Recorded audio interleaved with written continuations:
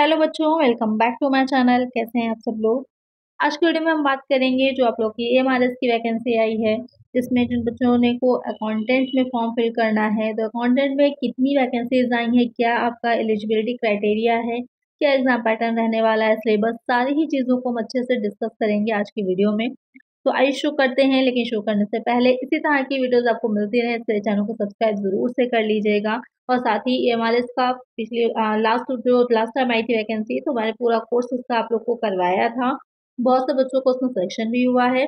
तो आज की वीडियो में हम इसी तरह समझेंगे कि अब जो अकाउंटेंट की वैकेंसीज आई है, नंबर ऑफ वैकेंसीज कितनी है, क्या एज लिमिट है, क्वालिफिकेशन क्या है, और एग्जाम पैटर्न जो कि मोस्ट इंपॉर्टेंट चीज़ है जो अब चेंज हुआ है, क्या चेंजेस आए हैं, किस तरह से अब हमको नई स्ट्रैटेजी के साथ तैयारी करनी है। तो यहाँ पर स्क्रीन पे आप देख रहे होंगे जो अकाउंटेंट की वैकेंसी दे रखी है। तो ओवरऑल आपके 61 वैकेंसीज हैं यहाँ पर, जिसमें आप फॉर्म फिल कर सकते हैं। थोड़ा सा डिटेल में इसको देखते हैं कि अलग अलग क्राइटेरिया वाइज की किसमें एससी एसटी या फिर ओबीसी जनरल में कितनी वैकेंसीज दे रखी हैं। तो ये सब बाकी वैकेंसीज हैं। इस पर वीडियो कल मैंने अपलोड करी थी, अगर आपने नहीं देखी देख लीजिए। अगर किसी और चीज़ में के लिए भी आप एलिजिबल हैं तो वहाँ पर भी आप फॉर्म फिल कर सकते हैं। यहाँ पर अगर अकाउंटेंट की बात करें हम, तो ओवरऑल आपकी टोटल वैकेंसीज जो है वो 61 है। जो अनरिजर्व कैटेगरी है उसमें 26 हैं, ईडब्ल्यूएस वालों के 6 हैं, ओबीसी एनसीएल के 16 हैं, एससी की 9 हैं, एसटी की 4 हैं। इसके अलावा बाकी दे रखी हैं। तो ओवरऑल आपकी यहाँ पर टोटल वैकेंसीज जो है वो अकाउंटेंट के लिए 61 वैकेंसीज हैं। अच्छी वैकेंसीज हैं। आप लोग काफ़ी टाइम से प्रिपेयर भी कर रहे हैं, जैसे कि अभी DSSB में ही आप लोग का अकाउंटेंट का है, या फिर अकाउंट मैनेजर का जो एग्ज़ाम होने वाला है, या अकाउंटेंट कम कैशियर का एग्ज़ाम था, या अगर आपने बिहार में फॉर्म फिल किया होगा जो अकाउंटेंट की आई थी, तो ऑलरेडी आपकी प्रिपरेशन वैसी ही है। इसमें भी कुछ अलग से नहीं आना है, इसमें भी वही सब चीज़ें हैं। अभी हम सिलेबस देखेंगे इसका कि क्या क्या चीज़ें हैं। तो तैयारी आप लोग की अच्छी होगी, उसी के अकॉर्डिंग आप अपने आगे इसमें भी फॉर्म को ज़रूर फिल करिएगा। यहाँ पर इसका जो आपका मोड ऑफ एग्जामिनेशन रहने वाला है, तो अब जैसे कि आपको पता है कि 2 टियर में एग्जाम होने होगा। तो टियर 1 जो है उसमें आपका ओएमआर बेस्ड होगा, पेन पेपर बेस्ड होगा, सीबीटी मोड पे नहीं होना है, इसमें कंप्यूटर बेस्ड नहीं है, ओएमआर बेस्ड होगा। यहाँ पर आपका 100 क्वेश्चन यहाँ से पूछे जाने हैं आपके। जो फर्स्ट वाला होगा ये क्वालिफाइंग नेचर का मेनली रहने वाला है, और जो सेकंड होगा टियर 2 का, ये आपका डिस्क्रिप्टिव और एमसीक्यूज दोनों को कंबाइन करके होगा। कितने क्वेश्चन एमसीक्यूज आएंगे, कितने डिस्क्रिप्टिव आएंगे, अभी वो हम देख लेंगे। तो यहाँ पर ये चीज़ क्लियर हो गई है कि अब आपका एग्जाम जो है वो 2 टेयर में होना है। जो प्रीवियस में हुआ था एग्जाम, लास्ट ईयर जो एग्जाम करवाया गया था, वहाँ पर सिर्फ एक एग्जाम हुआ था, उसी में ही सारी चीज़ें पूछी गई थी। तो वहाँ पर 40 क्वेश्चन आप लोग के अकाउंटेंसी से पूछे गए थे, लेकिन अब जो है सब्जेक्ट कंसर्न पूरा पेपर ही अलग होगा। यहाँ पर चॉइस ऑफ मीडियम, तो बहुत से बच्चों को क्वेरी रहती है कि आपका एग्जाम जो होगा वो किस लैंग्वेज में होगा। तो बाइलिंगुअल रहेगा, हिंदी और इंग्लिश दोनों में ही रहने वाला है ये। अगर बात की जाए कि क्या आपका एग्जाम पैटर्न रहेगा, तो जो फर्स्ट आपका जो होगा प्रिलिमिनरी, जो कि मैंने पहले ही बताया आपका क्वालिफाइंग नेचर का होगा। इसमें क्वालिफाई करना आपके लिए ज़रूरी है, तभी आप दूसरे एग्जाम में बैठ पाएंगे। तो यहाँ पर आपका ओवरऑल 100 मार्क्स का एग्जाम होना है, OMR बेस्ड होगा, ऑब्जेक्टिव टाइप होगा, एमसीक्यूज आएंगे आपके। जनरल अवेयरनेस, अब इसमें भी क्या क्या चीज़ें पूछी जानी है उस सिलेबस को भी हम देखेंगे, तो एंड तक वीडियो में बने रहिएगा। जनरल अवेयरनेस के आपके 10 क्वेश्चंस हैं, 10 मार्क्स के रहेंगे। रीजनिंग एबिलिटी 20 क्वेश्चंस हैं, 20 मार्क्स की। नॉलेज ऑफ आईसीटी, जो कंप्यूटर से रिलेटेड क्वेश्चंस पूछे जाते हैं, 20 क्वेश्चंस हैं, 20 मार्क्स के। तो कुछ भी ज़्यादा यहाँ पर आप देख रहे होंगे चेंजेस नहीं है, वही सब चीज़ें हैं जो आपने इससे पहले जो पेपर हुआ था उसमें पढ़ी थी। क्वांटिटी एप्टीट्यूड है, 30 क्वेश्चंस आएंगे 30 मार्क्स के। और लैंग्वेज कॉम्पिटेंसी टेस्ट, इसमें आपकी हिंदी और इंग्लिश पूछी जाएगी। 20 क्वेश्चंस हैं, 20 मार्क्स यानी कि 10 हिंदी के क्वेश्चन आएंगे, 10 आपके इंग्लिश के आएंगे। ओवरऑल यहाँ पर हमारा 100 का बनेगा। टाइम जो मिल रहा है आपको 2 आवर्स का मिल रहा है, 120 मिनट्स मिल रहे हैं, 2 घंटे दिए जा रहे हैं इसको सॉल्व करने के लिए, जो कि सफिशिएंट टाइम है आप लोग के लिए। और एक चीज़ का ध्यान रखिएगा, इसमें निगेटिव मार्किंग है, तो आपको वही क्वेश्चन अटेम्प्ट करने हैं जो आपको अच्छे से आ रहे हैं। नेगेटिव मार्किंग है यहाँ पर, ये चीज़ ध्यान में रखिएगा। और कैसे क्वालिफाई होंगे, तो यहाँ पर बताया हुआ है कि जो टियर 2 के लिए क्वालिफाई हो रहे हैं, शॉर्टलिस्ट हो रहे हैं, द रेशियो ऑफ 1:10 के अगेंस्ट होगा। और इसमें जो सेकंड वाला आपका रहने वाला है, यहाँ पर आपके सब्जेक्ट से रिलेटेड क्वेश्चंस पूछे जाएंगे, यानी कि इस बार सब्जेक्ट का रोल बहुत इंपॉर्टेंट रहने वाला है। लास्ट टाइम जो एग्जाम हुआ था वहाँ पर आपके कम क्वेश्चंस पूछे गए थे, यहाँ पर आप लोग के ज़्यादा पूछे जा रहे हैं, क्योंकि जो सेकंड मेन जो है जिसमें आपको जिसके बेसिस पर सिलेक्शन होना है, क्योंकि फर्स्ट वाला तो क्वालिफाइंग नेचर का हो जाएगा, इसी के बेसिस पर ही आपका सिलेक्शन होना है। यहाँ पर आपके जो क्वेश्चन पूछे जाएंगे, नंबर ऑफ क्वेश्चन रहेंगे ऑब्जेक्टिव और डिस्क्रिप्टिव मिलाकर के रहेंगे। 40 क्वेश्चन ऑब्जेक्टिव हैं, 15 क्वेश्चन जो है डिस्क्रिप्टिव। तो ओवरऑल आपके जो टोटल क्वेश्चन रहने वाले हैं 55 हैं। और मार्क्स कितने रहेंगे, तो यहाँ पर आपके 40 ही मार्क्स भी रहने वाले हैं। और साथ में जो डिस्क्रिप्टिव होगा ये 15 क्वेश्चन है, इसकी जो टोटल मार्क्स रहेंगे आपके वो 60 रहेंगे। तो ओवरऑल यहाँ पर जो आपको टाइम मिलने वाला है वो 3 आवर्स का मिलने वाला है, 3 घंटे मिलने वाले हैं। नंबर मार्क्स आपके 100 है, क्वेश्चंस आपके 55 हैं। तो कुछ इस तरह का आपका एग्जाम पैटर्न रहेगा। और जो मेरिट बनेगी, merit list for the post of accountant will be prepared on the basis of performance in the tier 2 examination only. तो आपका जो सेकंड पेपर यानी कि जो सब्जेक्ट में आप जितना अच्छा से करेंगे, इस बार सब्जेक्ट का रोल बहुत इंपॉर्टेंट रहने वाला है, क्योंकि उसी के बेसिस पर ही आपका सिलेक्शन होना है। पहले वाला जो है आपका सिर्फ और सिर्फ क्वालिफाइंग नेचर का, आपको उसमें क्वालिफाई करना है, इतनी तैयारी करनी कि आप उसमें क्वालिफाई कर ले जाए। लेकिन जो सेकंड वाला है, मेन आपका जो होगा मेरिट जो बनेगी वो इसी के बेस पर आपकी मेरिट बननी है। तो ये एग्जाम पैटर्न अब आपका रहने वाला है। यहाँ पर जो एज लिमिट दे रखी है, नॉट एक्सीडिंग 30 ईयर्स, यानी कि अगर आप 30 साल से कम के हैं, 30 ईयर्स से बिलो हैं, तभी आप इसमें फॉर्म फिल कर सकते हैं। बाकी जो SC ST OBC को अलग से जो रिलैक्सेशन मिलता था वो आपको मिलेगा, अभी हम देख लेते हैं। लेकिन जो एक फीमेल को एक एडवांटेज मिलता है 10 ईयर्स के रिलैक्सेशन का एज में, तो वो यहाँ पर आपको नहीं मिलेगा, वो सिर्फ TGT PGT के ही स्टूडेंट्स को मिलता है। तो यहाँ पर वो वाला रिलैक्सेशन आपको नहीं मिलना है। बाकी जो SC ST है, जो कैटेगरी आपकी है कास्ट के अकॉर्डिंग, उसमें आपको रिलैक्सेशन मिलेगा। अब आ जाता है मेनली कि आपका एसेंशियल क्वालिफिकेशन क्या होनी चाहिए। तो यहाँ पर साफ साफ मेंशन है कि डिग्री इन कॉमर्स, आपको बीकॉम होना चाहिए। आप बीकॉम है तभी आप इसमें फॉर्म फिल कर सकते हैं। साफ साफ यहाँ पर नोट है कि bachelor in business administration is not eligible.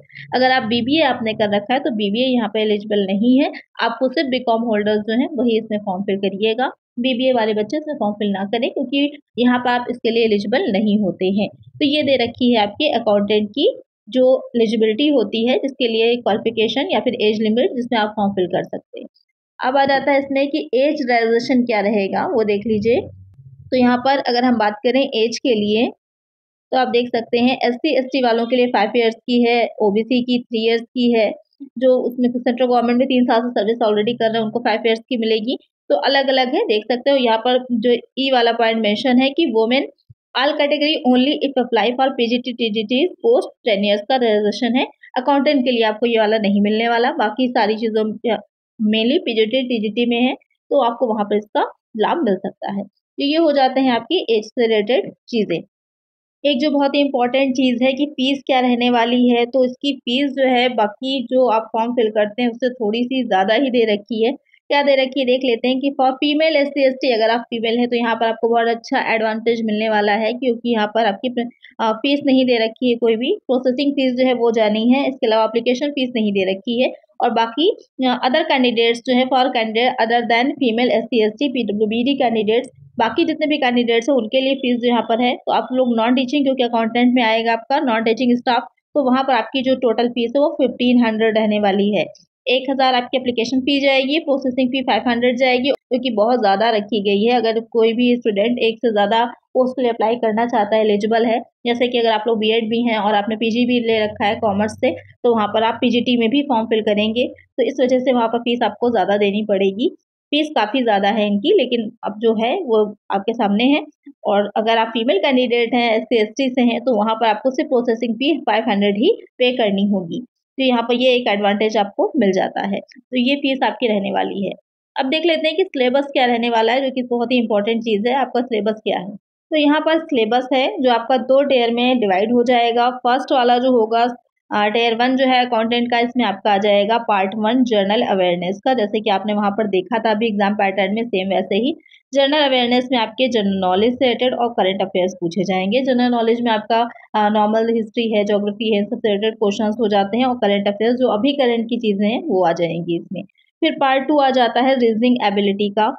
जो रीजनिंग एबिलिटी है उसमें क्या क्या चीज़ें दे रखी हैं, तो यहाँ पर पार्ट 2 में पजल सिटिंग अरेंजमेंट आ जाएगा, डाटा सफिशिएंसी आ जाएगा, स्टेटमेंट बेस्ड क्वेश्चंस आएंगे, वर्बल रीजनिंग के इनइक्वालिटी आएगी, ब्लड रिलेशन है, सीक्वेंसेस एंड सीरीज है, डायरेक्शन टेस्ट है, असर्शन एंड रीजन है, और वेन डायग्राम है। तो ये आपका रीजनिंग का सिलेबस हो जाएगा। इसे आप ऑफिशियल साइट से डाउनलोड भी कर सकते हैं, वहाँ पर भी आपको सिलेबस मिल जाना है। इसके बाद आ जाता है यहाँ पर पार्ट 3 नॉलेज ऑफ ICT, जो कंप्यूटर से रिलेटेड क्वेश्चंस आने हैं, fundamentals of computer system, basic of operating system, MS Office, keyboard shortcuts and their uses, important computer terms and abbreviations, computer network, cyber security and internet। ये आपका ICT का syllabus हो जाएगा जो computer से related है, जो आपके क्वेश्चंस पूछे जाने हैं। ये सारा ही आपका टियर 1 का ही सिलेबस है, क्योंकि यहाँ पर ज़्यादा चीज़ें हैं। जो आपका सेकंड वाला मेन सब्जेक्टिव रहना है उसमें सब्जेक्ट से रिलेटेड ही आना है सिर्फ। यहाँ पर काफ़ी चीज़ें पूछी गई हैं। नेक्स्ट आ जाता है इसमें पार्ट 4 जो कि आपका क्वांटिटेटिव एप्टीट्यूड आ जाएगा। रेशियो एंड प्रोपोर्शंस बेसिकली यहाँ पर आपके मैथ से रिलेटेड आ जाएंगी। टाइम एंड वर्क है, प्रॉफिट एंड लॉस है, प्रॉब्लम्स ऑफ ऑन एजेस है, नंबर सिस्टम है, डेसिमल एंड फ्रैक्शंस है, टाइम एंड डिस्टेंस है, एचसीएफ और एलसीएम हो जाएगा। परसेंटेज है, सिंप्लीफिकेशन है, एवरेज है, सिंपल है, कंपाउंड इंटरेस्ट है, mixture and allegation, data interpretation. ये सिलेबस आपका क्वांटिटेटिव एप्टीट्यूड का रहेगा। कौन सी बुक से आपको तैयारी करनी है, किस तरह से आपको पढ़ना है, ये सारी ही चीज़ें मैं आप लोग को बताऊंगी, तो परेशान होने की नीड नहीं है। बस ये आप चैनल को सब्सक्राइब कर लीजिएगा। सारी बुक्स की डिटेल भी मैं आप लोग को बताऊंगी कि कौन कौन सी बुक्स आपके लिए हेल्पफुल रहने वाली हैं, कैसे आपको तैयारी करनी है।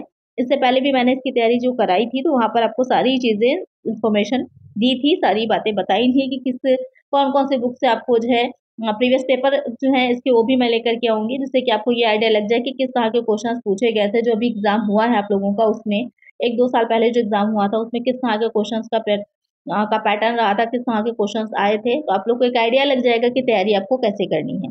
पार्ट 5 में लैंग्वेज कॉम्पिटेंसी हो जाता है, जिसमें इंग्लिश और हिंदी दोनों चीज़ें पूछी जानी हैं। 10-10 क्वेश्चंस आपके आएंगे। इंग्लिश में आपकी वर्ब आएगी, टेंसेज हैं, वाइज हैं, सब्जेक्ट वर्ब अरेंजमेंट है, आर्टिकल्स हैं, कंप्रिहेंशन है, फिल इन द ब्लैंक्स हैं, adverb, error correction, sentence rearrangement, unseen passage है, वोकैब है, एंटोनिम्स एंड सिनोनिम्स हैं, ग्रामर है, एडम्स एंड फ्रेजेस है। तो ज़रूरी नहीं होता सारी चीज़ें ही एग्जाम में पूछ ली जाएँ। जो कुछ इसमें से पूछा जाता है, कुछ नहीं भी पूछा जाता है। तो जब आप प्रीवियस पेपर देखेंगे तो आपको थोड़ा आइडिया लग जाएगा कि किस तरह का पेपर पूछा गया था, तो आपके लिए थोड़ा सा ईजी रहेगा। जनरल हिंदी की हम बात करें तो वहाँ पर संधि है, समास है, विलोम शब्द है, पर्यायवाची हैं, सामान्य शुद्धियाँ, वाक्यांशों के लिए एक शब्द, मुहावरे, लोकोक्तियाँ, अपठित गद्यांश पर आधारित प्रश्न। ये आपका हिंदी का सिलेबस रहने वाला है। हिंदी में थोड़ी कम चीज़ें हैं और 10 क्वेश्चन हिंदी के, 10 क्वेश्चन इंग्लिश के हैं। तो कोशिश आपको करनी है कि यहाँ पर आपको पूरे मार्क्स निकालने हैं हर हाल में, क्योंकि एमआरएस में बहुत लंबा टाइम नहीं रहता है, पेपर बहुत जल्दी एमआरएस कराता है। प्रीवियस में भी पेपर बहुत जल्दी ही कराया था, तो उसी को ध्यान में रखकर आपको तैयारी अपनी करनी होगी। नेक्स्ट आ जाता है इसमें अब मेन आपका सिलेबस जो सब्जेक्टिव रहेगा। तो यहाँ पर टियर 2 अकाउंटेंट है, तो बहुत डिटेल में उन्होंने नहीं बताया है। जो बेसिक चीज़ें बताई हैं कि सब्जेक्ट नॉलेज कवरिंग अकाउंटेंसी, जो आपका लेखांकन है। तो जब अकाउंटेंसी की बात की जाती है तो इसका और डिटेल जो सब्जेक्ट स्पेसिफिक है, इसका एक अलग से भी मैं वीडियो एक आएगी, इसमें और डिटेल में आपको अकाउंटेंसी में क्या पढ़ना है, एनुअल अकाउंट्स में क्या पढ़ना है, टैक्सेशन में क्या पढ़ना है, बजटिंग में, ऑडिटिंग एंड फाइनेंशियल मैनेजमेंट में और जीईएम में किसमें क्या पढ़ना है, कितना डिटेल तक पढ़ना है, वो सारी ही चीज़ें उस अलग से वीडियो में रहेंगी, जहाँ और डिटेल में हम सिलेबस का डिस्कशन करेंगे। तो इसके लिए चैनल को सब्सक्राइब ज़रूर से कर लीजिएगा। कोई क्वेश्चन हो तो कमेंट कर दीजिएगा और इसमें फॉर्म ज़रूर से फिल करिएगा, जो भी बच्चे इसमें फॉर्म फिल करने के लिए एलिजिबल हैं। तो आज के वीडियो में इतना ही। आई वीडियो अच्छी लगी होगी, समझ में आ गया होगा सारी ही चीज़ें, सारी डाउट्स आपके क्लियर हो गए होंगे। तो अगर वीडियो अच्छी लगी है तो लाइक ज़रूर से कर दीजिएगा, चैनल पर नए तो सब्सक्राइब कर लीजिएगा। चलिए मिलते हैं नेक्स्ट वीडियो में। Thank you.